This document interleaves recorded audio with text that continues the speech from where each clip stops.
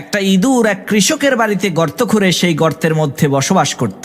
একদিন সেই ইঁদুর দেখতে পেল সেই কৃষক বাজার থেকে একটি ব্যাগে করে একটি ইঁদুর মারার ফাঁদ নিয়ে এসেছে। সেই কৃষকের বাড়িতে আবার একটা কবুতর, একটা মুরগি আর একটা ছাগল ছিল। সেই ইঁদুর সর্বপ্রথম কবুতরের কাছে গিয়ে বলল, ভাই কবুতর, আজকে তো তোমার মালিক ইঁদুর মারার একটা ফাঁদ নিয়ে এসেছে। ইঁদুরের এই কথা শুনে কবুতর বলল, তাতে আমার কি? ওই ফাঁদ তো আমাকে মারার জন্য আনেনি, এনেছে তোমাকে মারার জন্য।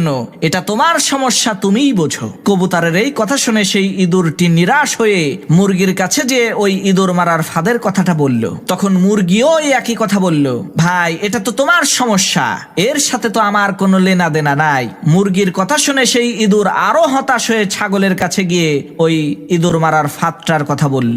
ইঁদুরের কথা শুনে ওই ছাগলটি হাসতে হাসতে বলতে লাগলো, ভাই তোমাকে মারার জন্যই আমার মালিক ওই ফাঁদ বাজার থেকে কিনে এনেছে, তাতে আমার কি সমস্যা? আমি তো খুবই আরামে আছি। সবার কথা শুনে ওই ইঁদুরটি হতাশ হয়ে কৃষকের বাড়ি থেকে চলে গেল। এদিকে কৃষকের ঘরে পেতে রাখা ইঁদুর মারার ফাঁদের মধ্যে একটা সাপ আটকে গেল। রাতের অন্ধকারে ওই কৃষকের স্ত্রী ইঁদুর মনে করে যখনই ওই ইঁদুর মারার ফাঁদটাকে হাত দিয়ে ধরেছে, আর অমনি সাথে সাথে সাপটা কৃষকের স্ত্রীর হাতে কামড় বসিয়ে দিল। তখন কৃষক তার স্ত্রীকে বাঁচানোর জন্য হাকিম কবিরাজ নিয়ে আসলো। হাকিম সাহেব চিকিৎসা দিয়ে বললেন, এই সাপে কাটা রোগীকে কবুতরের স্যুপ খাওয়াতে হবে, তাহলে ইনশাআল্লাহ খুব দ্রুতই সে সুস্থ হয়ে যাবে। সেই কৃষক হাকিমের কথা শুনে তার স্ত্রীকে বাঁচানোর জন্য ওই বাড়িতে থাকা কবুতরটিকে জবাই করে স্যুপ বানিয়ে তার স্ত্রীকে খেতে দিল।